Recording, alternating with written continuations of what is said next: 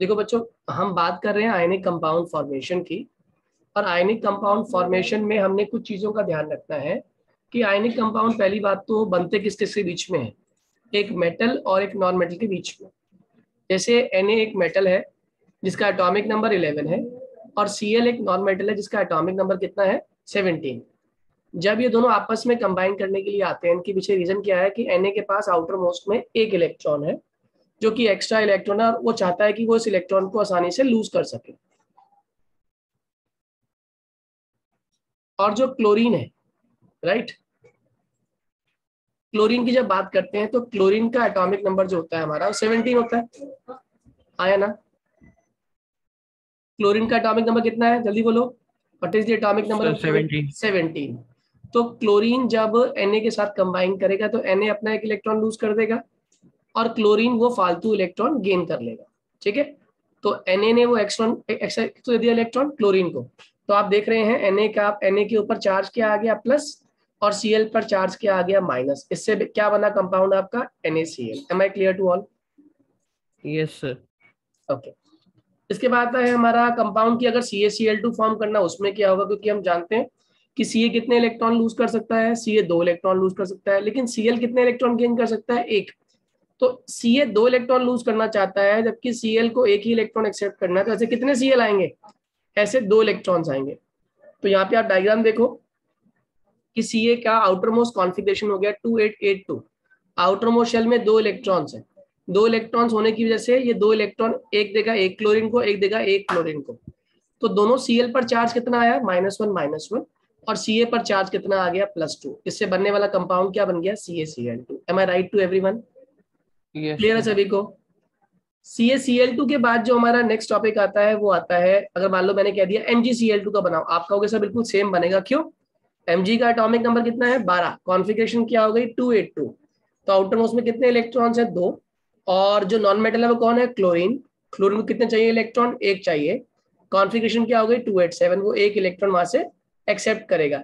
जब वो एक इलेक्ट्रॉन वहां से एक्सेप्ट करेगा और वो 2 इलेक्ट्रॉन को लूज करेगा, आप मुझे बताओ क्या बनेगी कॉन्फिगरेशन? Mg पर आ जाएगा चार्ज 2+, और Cl पर चार्ज आ जाएगा माइनस। तो ये बन जाएगा MgCl2 कंपाउंड। देखो दिख रहा है सभी को, समझ आ गया सभी को? ओके। अब मान लो मैंने कह दिया आप बनाकर दिखाइए AlCl3। अब इस केस में हम जानते हैं एल्यूमिनियम का एटॉमिक नंबर कितना होता है, 13। और 13 के लिए कॉन्फ़िगरेशन क्या होती है, 283। तो इसका मतलब एल्यूमिनियम 3 लूज करना चाहता है, जबकि Cl कितने गेन करना चाहता है, 1। तो ऐसे कितने Cl आएंगे जो Al की वैलेंसी को सेटिस्फाई करेंगे, 3। तो क्या बन जाए कंपाउंड आपका, AlCl3। देखिएगा कैसे बना AlCl3। पहले AlCl3 दिखाता हूँ। देखो Al है, Al के पास आउटर मोस्ट में 3 इलेक्ट्रॉन्स है, और तीनों के तीनों इलेक्ट्रॉन उसने एक एक क्लोरीन को दे दिया। तो हर क्लोरीन पे कितना चार्ज आ गया, -1। इसे क्या बोलते हैं हम लोग, क्लोराइड आयन। और एक Al3+ है और 3 क्लोराइड आयन है। क्या बन गया इससे कॉम्प्लेक्स हमारा, AlCl3। Am I clear to everyone? आया ना? AlCl3 बात समझ आ गई? जल्दी बोलिए बच्चों। सभी को क्लियर है AlCl3 वाली बात? अगर AlCl3 वाली बात समझ आ गई तो अगर मैंने पूछा आप लोगों से what is the structure of calcium oxide, आप बोलोगे सर आसानी से बन जाएगा। कारण क्या है, Ca का एटॉमिक नंबर 20, कॉन्फिगरेशन 2882। तो क्या होगा कि जो आउटर मोस्ट में 2 इलेक्ट्रॉन है, उसको दोनों इलेक्ट्रॉन को Ca लूज कर देगा। साथ में जुड़ किससे रहा है, ऑक्सीजन से। ऑक्सीजन के आउटर मोस्ट में कितने होते हैं, 6। तो वो जो कैल्शियम इलेक्ट्रॉन लूज कर रहा है, वो दोनों के दोनों इलेक्ट्रॉन कौन गेन कर लेगा, ऑक्सीजन गेन कर लेगा। तो बताओ Ca पे चार्ज कितना आया, 2+, और ऊपर चार्ज कितना आ गया, 2-। M I right? Yes sir. अच्छे से क्लियर हो, कोई डाउट तो नहीं किसी बच्चे को? ठीक है। हमने आपसे CO पढ़ा, ऐसे ही आता है एक और कंपाउंड जिसको बोलते हैं ZNO। ZNO में जिंक का जो एटॉमिक नंबर 30 होता है, इसकी कॉन्फ़िगरेशन होती है 2818-2। क्या बोला मैंने, 2818-2। तो आप देखिएगा जरा, 2818-2 में आउटर मोस्ट में कितने आ रहे हैं, सर 2। 2 इलेक्ट्रॉन्स। क्या ये 2 इलेक्ट्रॉन आसानी से लूज कर देगा? हाँ, आसानी से लूज कर देगा। Yes sir. सामने वाला गेन करने वाला कौन है, ऑक्सीजन। कितनी वैलेंसी होती है उसकी, -2। वो आसानी से जल्दी से कॉपी कर लेगा और क्या बन जाएगा हमारा, ZNO। Am I clear to all? Yes sir. Okay. हमने मेटल्स और नॉन मेटल्स की केमिकल प्रॉपर्टीज पढ़ ली थी। नॉन मेटल्स के अंदर हमने आयनिक कंपाउंड है इसके बारे में जानकारी ले ली। अब आयनिक कंपाउंड के बाद आयनिक कंपाउंड की कुछ प्रॉपर्टीज होती हैं, वो प्रॉपर्टी स्टडी करना बड़ा इंपॉर्टेंट है, ठीक है ना। पहली बात तो ये है कि जो भी एलिमेंट्स है, चाहे मेटल है या नॉन मेटल है, या नॉन मेटल है, ये कंबाइन करते ही क्यों है? तो ध्यान रखना, every element wants to attain what? Stability. चाहे तो लिख लो कि हर एलिमेंट को क्या चाहिए? स्टेबिलिटी चाहिए। और स्टेबिलिटी मतलब क्या होता है? नोबल गैस कॉन्फ़िगरेशन गेन करना चाहता है हर कोई एलिमेंट। और नोबल गैस कॉन्फ़िगरेशन कैसे बनती है? आउटर मोस्ट में कितने इलेक्ट्रॉन्स लाके, या तो आपके पास सिर्फ और सिर्फ एक ही शेल हो और उस शेल में 2 इलेक्ट्रॉन्स हो तो आप नोबल गैस है। अगर आपके पास एक से ज्यादा शेल है तो आपके आउटर मोस्ट में कितने इलेक्ट्रॉन होने चाहिए? 8, क्योंकि 8 वाला क्या हो जाएगा? स्टेबल हो जाएगा। Am I clear to all? जल्दी Yes, बोलो, sir. हाँ या ना? Yes, sir. ठीक है। तो केमिकल बॉन्डिंग कई दो तरीके से हो सकती है। एक तो होती है बाय शेयरिंग और एक होती है बाय लूजिंग। जो शेयरिंग से बनते हैं बॉन्ड वो कहलाते हैं कोवलेंट बॉन्ड, और जो लूज करके बनते हैं इलेक्ट्रॉन की, एक ने लूज किया एक ने गेन किया, उससे क्या बनता है? Ionic bond. याद रहेगा? Yes, sir. ओके। कोई भी एलिमेंट या कोई भी एटम जो अपने में से इलेक्ट्रॉन गेन करता है या इलेक्ट्रॉन लूज करता है, तो गेन और लूज करने के बाद, गेन और लूज करने का क्या फॉर्म कर लेता है? वो आयन। ठीक है। अगर एक एलिमेंट इलेक्ट्रॉन लूज कर रहा है तो वो क्या बन जाएगा? कैटायन। और अगर एक एलिमेंट इलेक्ट्रॉन मतलब लूज कर रहा है तो कैटायन, गेन कर रहा है तो क्या बन जाएगा? एनायन। राइट। Yes, sir. तो इन दोनों के बीच में कौन सी फोर्स लगती है? Force of attraction. ऐसे कंपाउंड क्या कहलाते हैं? Ionic compound. और इनके पीछे बनने वाला बॉन्ड क्या कहलाता है? Ionic bond. आयनिक बॉन्ड ना मैंने बता दिया कैसे कैसे बनता है। NaCl वाला एग्जांपल लेके, NgCl2 वाला, CaCl2 वाला, सारे इलेक्ट्रॉन डॉट रिप्रेजेंटेशन है इसके। ठीक है बेटा, कोई दिक्कत तो नहीं किसी बच्चे को? अब यहाँ पे ना एक इंपॉर्टेंट चीज शुरू होती है कि आयनिक कंपाउंड बन तो गए, आयनिक कंपाउंड बनाना भी आ गया मुझे, इलेक्ट्रॉन डॉट ड्रॉ करना भी आ गया, लेकिन इनका बेनिफिट क्या है? आयनिक कंपाउंड का फायदा क्या होता है? देखो, आयनिक कंपाउंड के ना बहुत सारे फायदे हैं। पहला फायदा, आयनिक कंपाउंड्स का जो फिजिकल नेचर है वो हार्ड होता है। कैसा होता है फिजिकल नेचर? जल्दी बोलो। आयनिक कंपाउंड्स का हार्ड होता है। हार्ड क्यों होता है? क्योंकि आयनिक कंपाउंड जो होते हैं इसके अंदर फोर्स ऑफ अट्रैक्शन पाई जाती है। और क्यों पाई जाती है? क्योंकि एक क्या है? जल्दी बोलो, एक क्या है?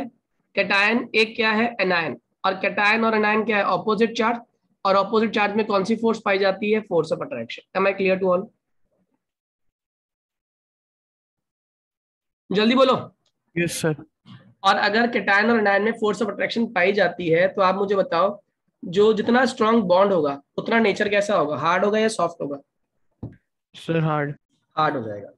दूसरा पॉइंट, जो ये कैटायन और एनायन होते हैं इनके बीच में फोर्स ऑफ अट्रैक्शन लग रही है, जितनी फोर्स ऑफ अट्रैक्शन ज्यादा होगी उतना ही इनका मेल्टिंग पॉइंट और बॉइलिंग पॉइंट बताओ कैसा होगा? ज्यादा होगा या कम होगा? Sir, ज़्यादा. ऑब्वियस सी बात, ज्यादा होगा। और ज्यादा होना भी चाहिए, क्योंकि जितनी स्ट्रांगली एक दूसरे को आप अट्रैक्ट करते हो उतना ही उनको अलग करने के लिए आपको ज्यादा हीट करनी पड़ती है। ठीक है। तो आयनिक कंपाउंड बना कैसे है? स्ट्रांग फोर्स ऑफ अट्रैक्शन की वजह से। जितनी स्ट्रांग फोर्स ऑफ अट्रैक्शन होगी, याद रखिए, उतनी ही ज्यादा आपको हीट लगानी पड़ेगी कंपाउंड को ब्रेक करने के लिए। Am I right? Excuse me sir. जी बोलिए। सर आपकी स्क्रीन फ्रीज हो रही है। नहीं नहीं, मैंने इतना ही रखा हुआ, अभी कुछ ड्रॉ नहीं किया, अभी आगे नहीं किया, आगे पहुंचूंगा अभी। अभी खाली सर एक्सप्लेन कर आपने रहा हूँ। कुछ लिखा भी नहीं है। ये सामने दिख रहा है कैल्शियम और ऑक्सीजन वाला। Yes sir. अब बस इसके बाद मैंने क्वेश्चन लिखा अभी, अभी खाली समझा रहा हूँ आपको मैं। ठीक है। अब थर्ड पॉइंट सुनो। जो भी आयनिक कंपाउंड्स होते हैं, ये आयनिक कंपाउंड जो है इनका, ये पानी में घुल जाते हैं। ये पानी में क्यों घुलते हैं पहले तो ये याद रखो। आयनिक कंपाउंड डिसोसिएट होते हैं आयंस में, राइट। जब ये आयंस में डिसोसिएट होते हैं तो एक क्या होता है हमारा? कैटायन, और एक क्या होता है हमारा? एनायन। हाँ है ना? यानी दो तरह के ऑपोजिट चार्ज बन रहे हैं। एक रूल याद रखना हमेशा के लिए, गोल्डन रूल, और वो रूल है लाइक डिजोल्व लाइक। क्या बोला मैंने? Like dissolve like. अगर तो मैं पॉजिटिवली चार्ज और नेगेटिवली चार्ज दो तरह के आयंस बना रहा हूं सॉल्यूशन के अंदर, तो याद रखना सॉल्यूशन के अंदर पॉजिटिव और नेगेटिव होने की वजह से ये पानी में आसानी से घुल जाएगा, क्योंकि पानी भी कैसे टूटता है, H+ और OH- में। याद रहेगा पानी कैसे टूटता है, H+ और OH- में।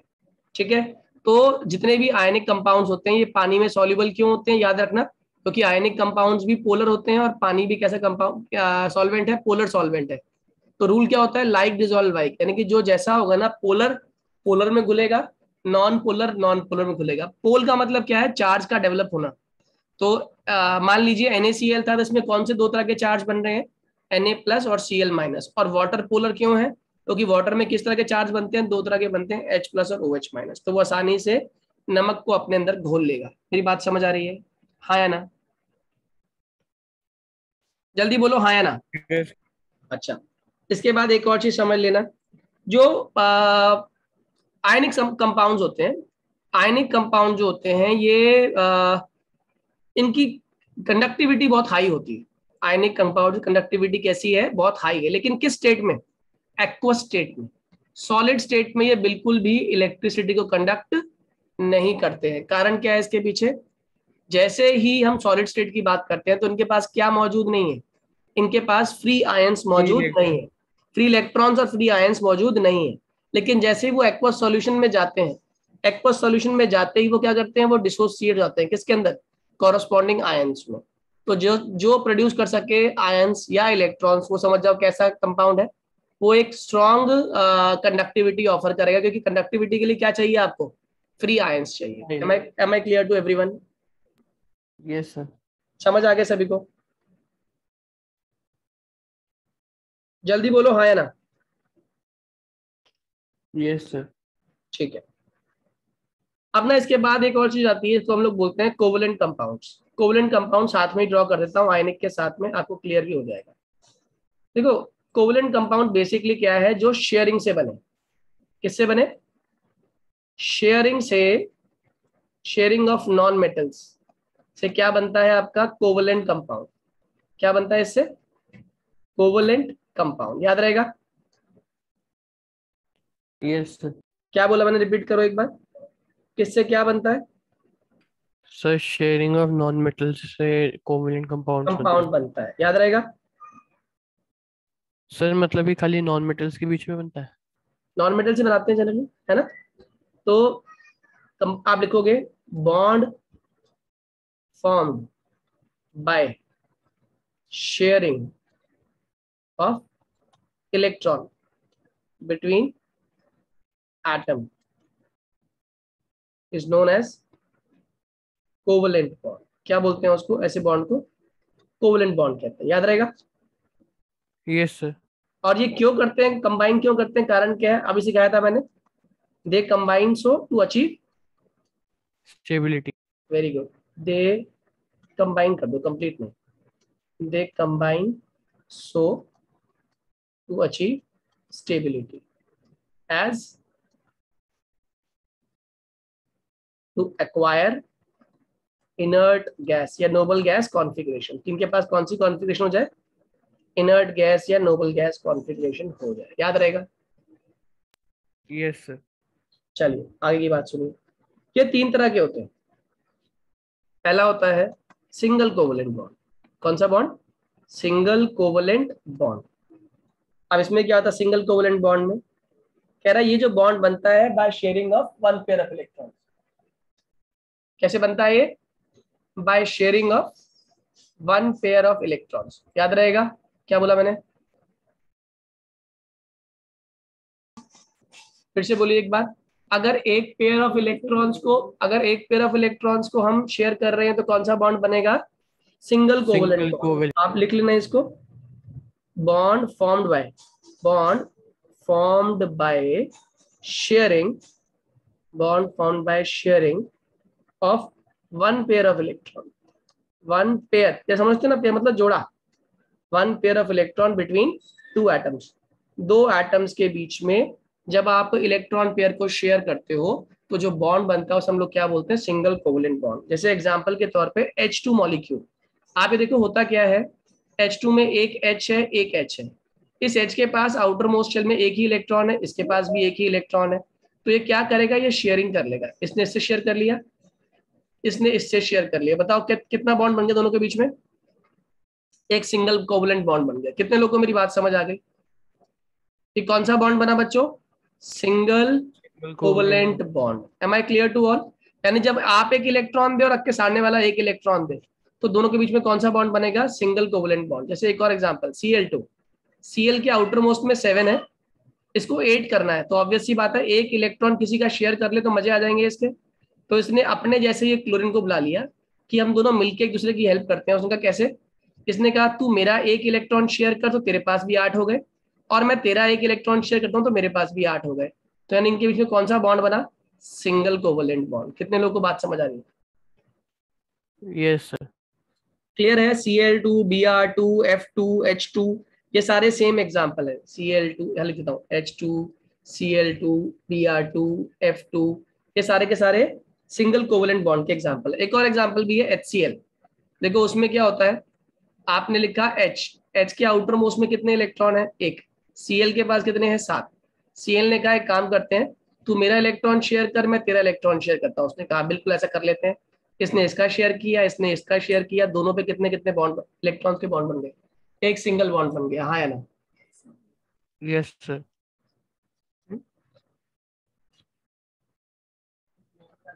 नहीं, तो ये क्या बन जाएगा हमारा? HCl। मेरी बात समझ आ गई? कौन सा बॉन्ड बना? Single covalent bond. हाँ या ना? Yes sir. ठीक है, अब आगे सुन लो। HCl के बाद एक और मॉलिक्यूल आता है CH4, मीथेन कहते हैं इसको। अब मीथेन में क्या हो रहा है बच्चों? मीथेन के आउटर मोस्ट में कार्बन है, और कार्बन के आउटर मोस्ट में कितने इलेक्ट्रॉन्स होते हैं हम जानते हैं? 4 इलेक्ट्रॉन्स होते हैं, नहीं होते? हाँ या ना? Yes sir. अभी से कितने और इलेक्ट्रॉन चाहिए? 4 और चाहिए। इसने क्या यस सर। किया? 4 हाइड्रोजन की हेल्प मांगी। इसने कहा ऐसा है, तुम चारों मेरा एक इलेक्ट्रॉन इस्तेमाल करो और मैं तुम चारों के इलेक्ट्रॉन इस्तेमाल करूंगा। उसने कहा डन, ऐसा कर लेते हैं। तो देखो आप लोग ध्यान से, इस कार्बन के मजे आ गए। कितने हो गए इलेक्ट्रॉन्स के पास टोटल? 8 हो 8। गए। हाँ या ना? और बताओ क्या H की मौज आ गई? हर H की मौज आ गई, इसकी मौज आ गई, इसकी मौज आ गई, इसकी मौज आ गई, इसकी मौज आ गई। कितने लोगों को मेरी बात समझ आ गई? Yes sir. इलेक्ट्रॉन डॉट समझ आ गया सही बच्चों को? जल्दी बोलो।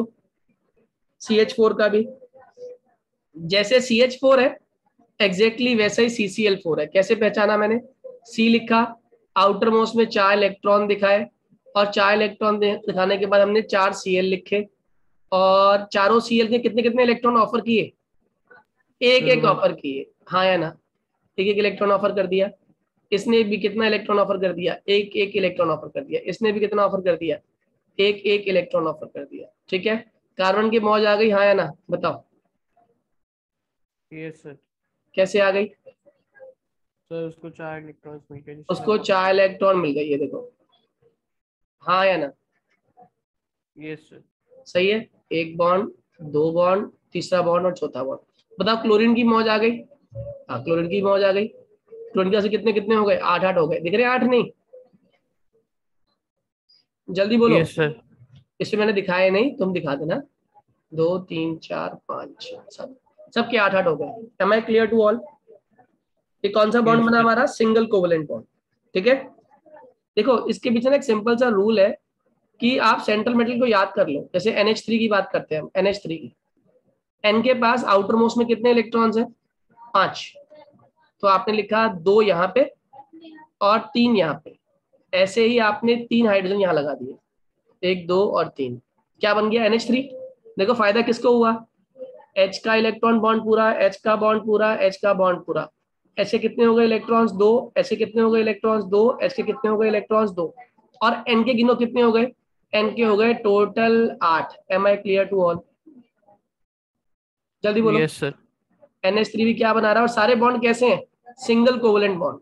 सिंगल सिंगल बॉन्ड बन रहे हैं। सिंगल कोवलेंट बॉन्ड का एग्जांपल NH3। इसको प्यार से क्या कहते हैं हम लोग? इसको बोलते हैं प्यार से अमोनिया। याद रहेगा? अमोनिया की बात समझ आ गई? समझ आ रही स्टोरी? Yes sir. अब आगे देखिएगा, इसके बाद आता है double covalent bond. Double covalent bond में क्या होगा? 2 पेयर इलेक्ट्रॉन के शेयर करेंगे। जैसे डबल कोवलेंट बॉन्ड क्या होता है? कि दोनों इलेक्ट्रॉन्स के बीच में दो दो इलेक्ट्रॉन शेयर हो रहे हैं, ठीक है ना, by sharing two pair of electrons, by sharing two pair of electrons between two atoms. तो क्या बनता है इनके बीच में? Double covalent bond. जैसे एग्जांपल के तौर पे O2 मॉलिक्यूल, आप जानते हो ना O के अंदर कितने होते हैं आउटर मोस्ट में? 6 होते हैं, 2 2 4 और 2 6। ऐसे ही दूसरे वाले के पास 2 2 4 और 2 6। बताओ बेनिफिट हुआ दोनों को या नहीं हुआ? जल्दी बोलो। इसके कितने हो गए टोटल? 8। और इसके कितने हो गए टोटल? 8। और कितना बॉन्ड बन रहा है दोनों के बीच में? कितना बॉन्ड बन रहा है दोनों के बीच में? डबल बॉन्ड बन रहा है। Am I clear to everyone? Yes sir. सबको समझ आ गया डबल कोवेलेंट बॉन्ड की कहानी? अगर मैं आपसे कहूं draw the double covalent bond molecule for CO2, बना पाओगे क्या? CO2 क्या करोगे? सेंटर में C को रखोगे। C के पास कितने होते हैं आउटर मोस्ट में? 4। तो दो उसने यहाँ रखे, दो उसने यहाँ रखे। किससे कंबाइन कर रहा है वो? ऑक्सीजन से। ऑक्सीजन पे कितने होते हैं? 6। आपने सामने सामने रख दिया, यहाँ पर रखा आपने कितना? 6। आमने सामने रख दिया, ठीक है। क्या बन रहा है बीच में? Double bond. क्या बन रहा है बीच में? Double bond. बताओ जरा फटाफट कितने इलेक्ट्रॉन्स हो गए टोटल? इसके पास 8, सर इसके पास 8। कितने हो गए? 8। बताओ कार्बन के पास कितने हो गए? 8। कितने लोगों को पूरी बात समझ आ गई? Yes sir. डबल बॉन्ड समझ आ गया सही बच्चों को? जल्दी बोलिए। Yes sir. अब आ जाओ जरा, मैंने आपसे कहा ड्रॉ कर दिखाइए C2H4। आपने कहा इसमें कौन सी कोई टफ बात है? C2H4 लो। आपने क्या लिखा पहले? सबसे पहले C लिखा, फिर C लिखा। आपने कहा पहले काम करता हूं मैं, जो जो लिखा हुआ ना वो ड्रॉ करता हूँ। C2H4 में हर C के पास दो दो H लगा दिए। ये एक इलेक्ट्रॉन लेकर आया तो ऑब्वियस ही बात है आपसे भी एक इलेक्ट्रॉन मांगेगा, हाँ या ना? तो कार्बन वाले ने एक इलेक्ट्रॉन इसके सामने रखा अपना, एक इसके सामने। बताओ कार्बन के कितने रह गए इलेक्ट्रॉन? सर 2। 2 रह गए। दूसरे वाले कार्बन ने भी वही काम किया, अपना एक इलेक्ट्रॉन H को दिया, अपना एक इलेक्ट्रॉन H को दिया। बचे हुए कितने रह गए इनके बीच में? 2 बॉन्ड। बताओ क्या होने वाला है? दोनों ने आपस में क्या बना लिया? Single bond, single bond, double bond बन गया। इसके बीच में single bond, single bond, single bond, single bond. Check करो, H खुश है, H खुश है, H खुश है, H खुश है, H खुश है, बिल्कुल खुश है, H खुश है, बिल्कुल खुश है। बताओ कार्बन चेक करते हैं, कार्बन खुश है या नहीं? इस कार्बन के 8 इलेक्ट्रॉन हुए, दिखे या नहीं? जल्दी बोलो। और इस कार्बन के भी 8 इलेक्ट्रॉन हुए, दिखे या नहीं? कितने लोगों को पूरी बात समझ आ गई? Am I clear to everyone? Palak, Harshit, Vinayak, Kanishk, clear है? Please raise your hand if it is clear to you. Yes, sir. Yes sir. Last but not the least, triple bond. Triple bond में क्या होता है? बताओ कितनी पेयर शेयर होंगी इसके अंदर? Sir 3 pair. Bond formed by sharing 3 pair of electron, sharing 3 pair of electron between 2 atoms. इसको हम लोग क्या बोलते हैं? ट्रिपल बॉन्ड बोलते हैं। जैसे एग्जांपल के तौर पे आपने कहा N2 मॉलिक्यूल। आप जानते हो ना नाइट्रोजन के पास कितने इलेक्ट्रॉन होते हैं? N और N। N के पास 5 इलेक्ट्रॉन है, तो उसने क्या किया? 3 अपने सामने रख दिए इस तरह। ऐसे दूसरे वाले ने भी 3 रख दिए अपने सामने इस तरीके से। बताओ बेनिफिट हो रहा है, नुकसान हो रहा है?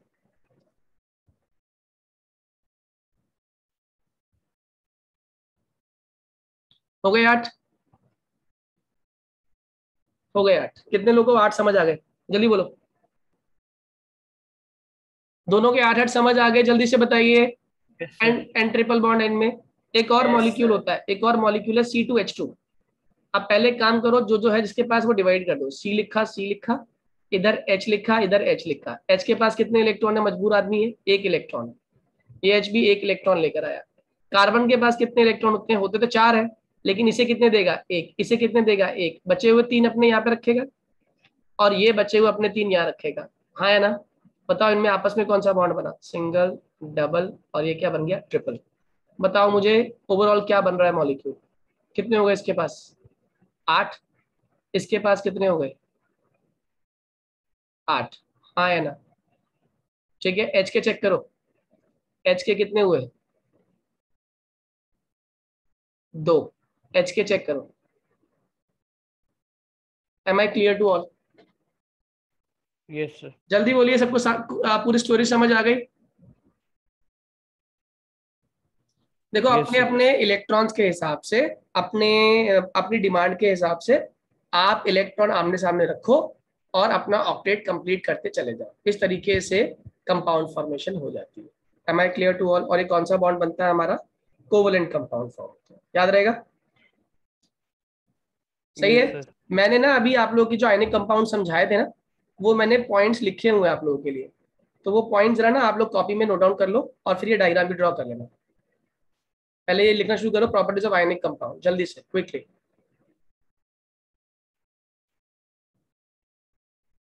ये पहला क्वेश्चन तो वही था कि फिजिकल प्रॉपर्टी क्यों आयनिक कंपाउंड्स सॉलिड होते हैं, फिजिकली हार्ड होते हैं, उसका आंसर यही है। दूसरा, मेल्टिंग एंड बॉइलिंग पॉइंट की बात कर रहा था मैं आपके सामने, क्यों होता है इनका मेल्टिंग और बॉइलिंग पॉइंट हाई, उसका रीजन भी वही है, उनके पीछे फोर्स ऑफ अट्रैक्शन। और तीसरा रीजन क्या था? सॉल्युबिलिटी का, कि लाइक डिसॉल्व लाइक, जो सेम पोलर सॉल्वेंट होते हैं वो किसमें घुलते हैं? पोलर सॉल्वेंट में घुलते हैं। और पानी पोलर सॉल्वेंट है, इसीलिए सॉलिड्स जो होते हैं आयनिक सॉलिड्स ये भी पोलर होते हैं, ये आसानी से एक दूसरे में आपस में घुल जाते हैं। और चौथा है conduction of electricity. Solid state में ये कंडक्ट नहीं करते इलेक्ट्रिसिटी, लेकिन जैसे ही एक्वस सॉल्यूशन में आ जाते हैं ये इलेक्ट्रिसिटी कंडक्ट करना शुरू कर देते हैं, इसीलिए ये कंडक्शन ऑफ इलेक्ट्रिसिटी में पार्टिसिपेट करते हैं। चारों प्रॉपर्टी जल्दी से आप लोग लिख लो जरा क्विकली।